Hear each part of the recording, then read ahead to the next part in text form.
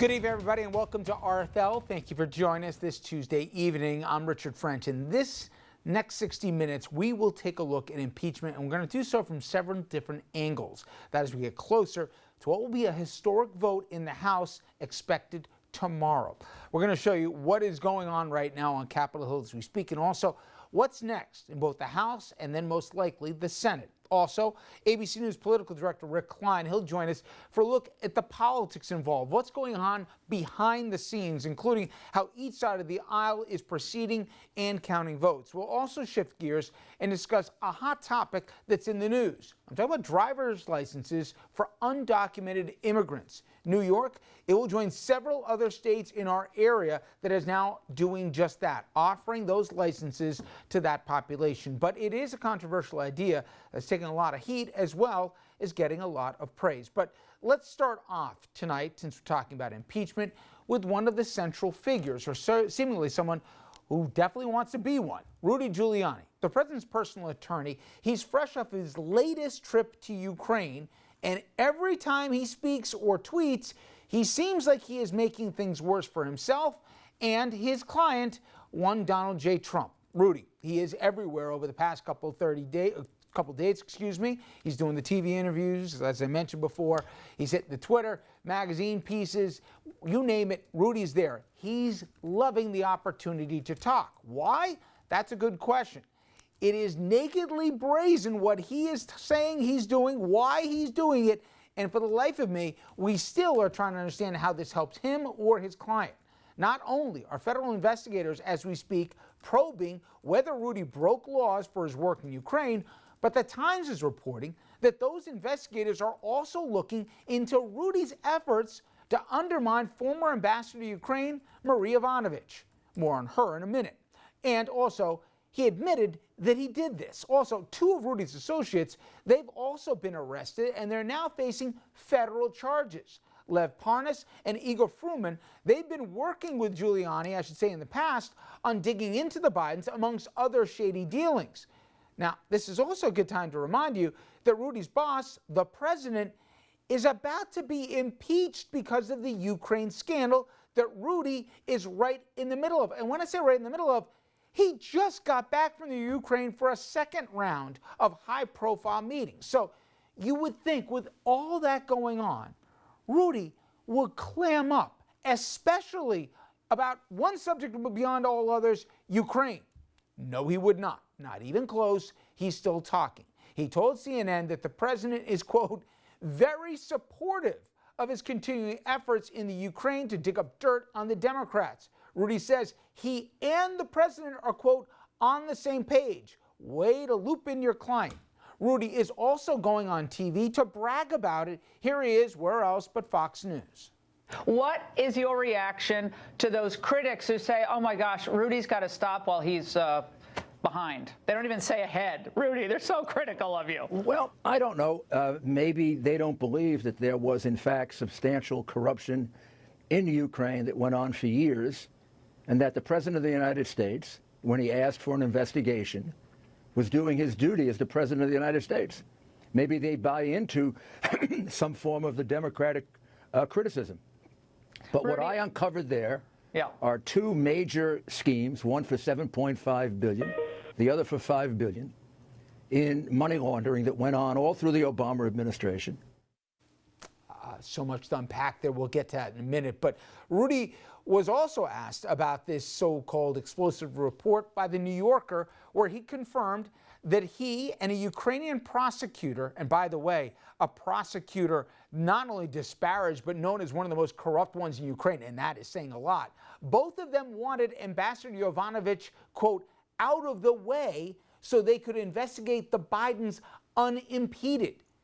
So instead of hedging or denying that they were there about corruption, he flat out admitted he was there just for the Bidens on live primetime TV. And I want to remind you, Yovanovitch, a career diplomat under multiple administrations of both parties who served our country working in various administrations. But that did not stop Rudy from smearing her, and by the way, not producing a shred of evidence that she was not the best person we could have had the ground when it came to combating corruption. And it turns out Rudy was not alone. You forced out Marie Yovanovitch. Of course you I said did. you needed her out of the way, but you're a personal attorney for the president, so why do you need her out of the way? I didn't need her out of the way. I forced her out because she's corrupt. I came back with a document that will show unequivocally that she committed perjury. Rudy wasn't done. He also tweeted about Yovanovitch saying she needed to be fired, and he accused her of obstructing justice. Rudy accused her of obstructing justice. By now, what Rudy and the president did in Ukraine, it's out in the open. No one can deny their motives. A steady stream of witnesses testified, all under oath, unlike Rudy, about Trump's withholding of aid from Ukraine. And they also testified how Rudy was more than a little involved, in fact, involved every step of the way, apparently, according to Rudy, at the president's bidding. Plus, Giuliani's name came up countless times during the impeachment hearings in the House. Secretary Perry, Ambassador Volker, and I worked with Mr. Rudy Giuliani on Ukraine matters at the express direction of the President of the United States. We did not want to work with Mr. Giuliani. Simply put, we were playing the hand we were dealt. In mid-August, it became clear to me that Giuliani's efforts to gin up politically motivated investigations were now infecting U.S. engagement with Ukraine, leveraging President Zelensky's desire for a White House meeting. So to be clear, nobody wanted Rudy involved on our end, and neither did the Ukrainians want it, but they understood they had to meet with Rudy and hear out, if not help Rudy, or else the aid wasn't coming. Okay, now I'm going to wrap up with a Rudy tweet that frankly shows how delusional he sounds about what is going on in D.C., and I will quote the man directly. The Dems' impeachment for innocent conduct is intended to obstruct the below investigations of Obama-era corruption. Billions of laundered dollars, billions, mostly U.S. dollars widely misused, extortion, bribery, DNC collusion with Ukraine to destroy candidate Trump.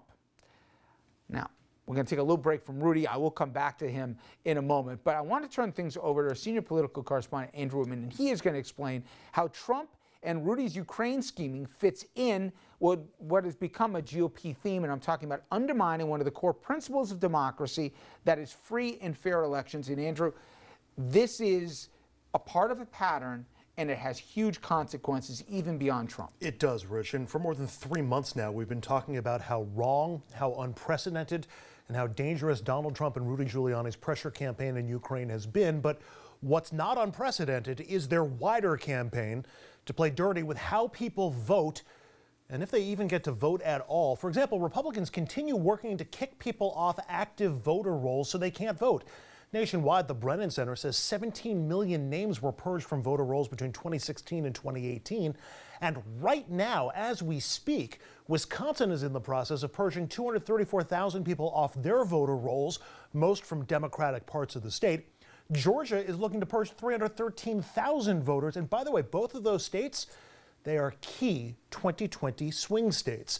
Another kind of voter purge is happening in Florida, another swing state. Voters there approved restoring voting rights to 1.5 million ex-cons there. But ever since, the state legislature has approved restriction after restriction to try to keep as many of them from voting as possible.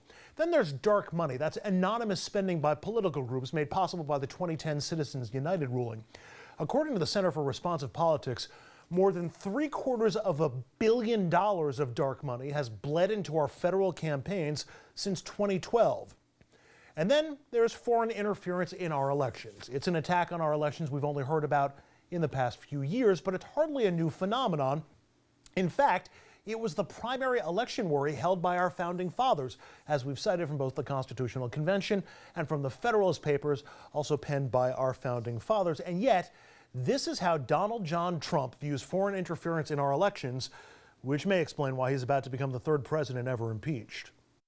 Russia, if you're listening, I hope you're able to find the 30,000 emails that are missing. What exactly did you hope Zelensky would do about the Bidens after your phone call?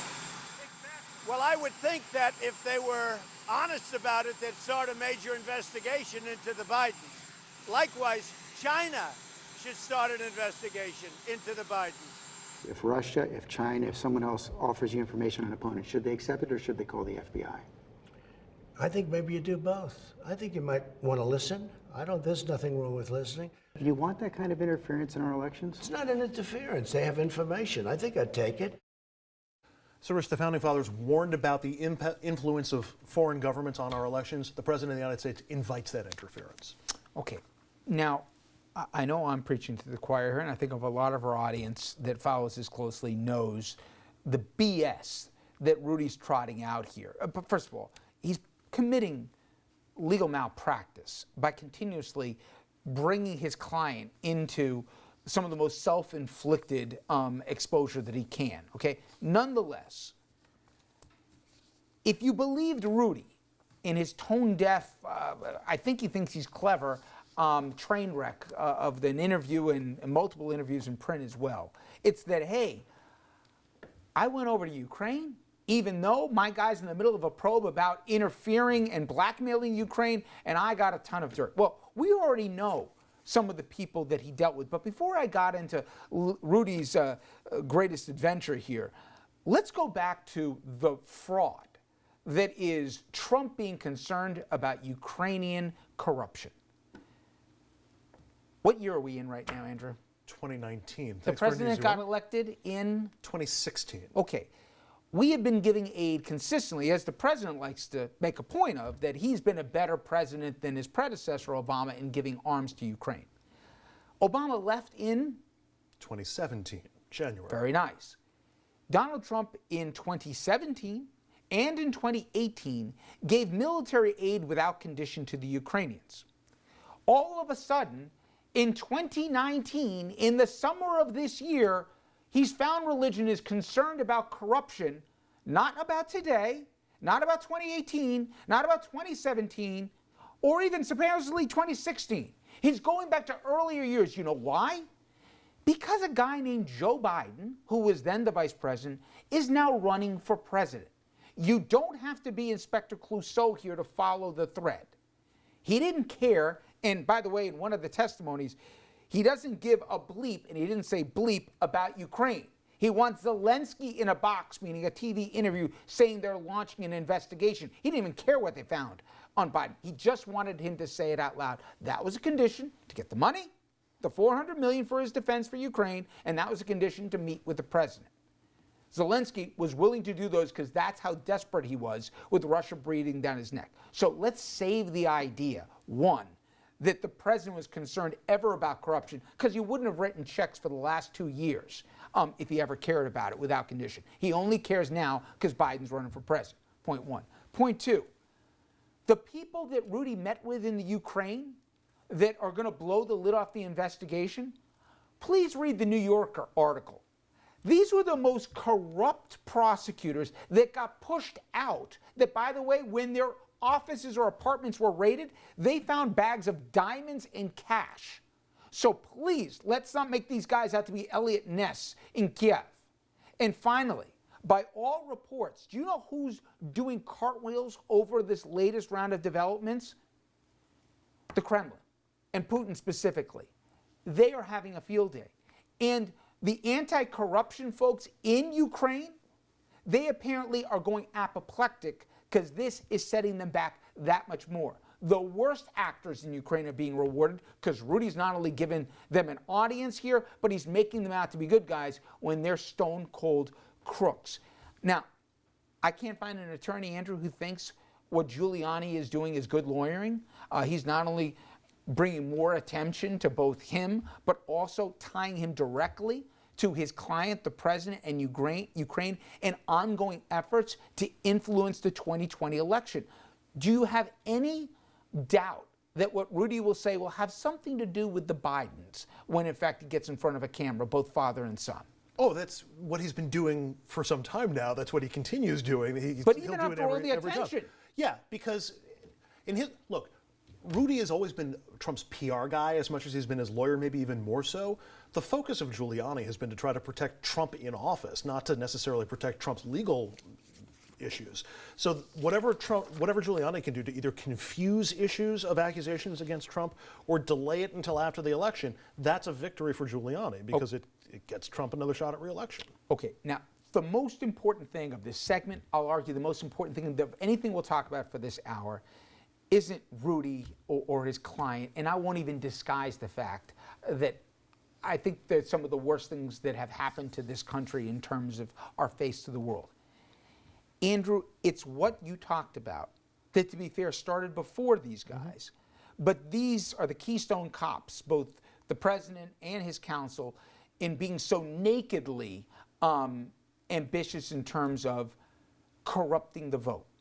Our founding fathers, infamously, or famously, I should say, excuse me, when Benjamin Franklin was asked, when he came out with the other founding fathers, when they tried to craft both the future of this country, let alone those unbelievably foresightful documents, was, what do we have? And there was an open question at the beginning of our nation, at the birth of it. If we were going to have a monarchy like England that they came from, and there you have Ben Franklin with his famous quote right now, and he asked, do we have a monarchy or do we have a republic? And he answered, Andrew, a republic if you can keep it. A republic is reliant on we the people deciding what we the people want in terms of our representation. And I ain't hyping this, where in the last 20 years, we are suppressing the vote. We are giving corporations an outsized role in the vote where we, the people, can be none the wiser who's doing it. And by inviting not once, twice, 3 times, maybe 4 times foreign actors, both in terms of blackmailing them and asking them for dirt, thereby giving them an opportunity to blackmail us, we are allowing other people to corrupt our own vote by both hacking and being involved in foreign policy to get dirt.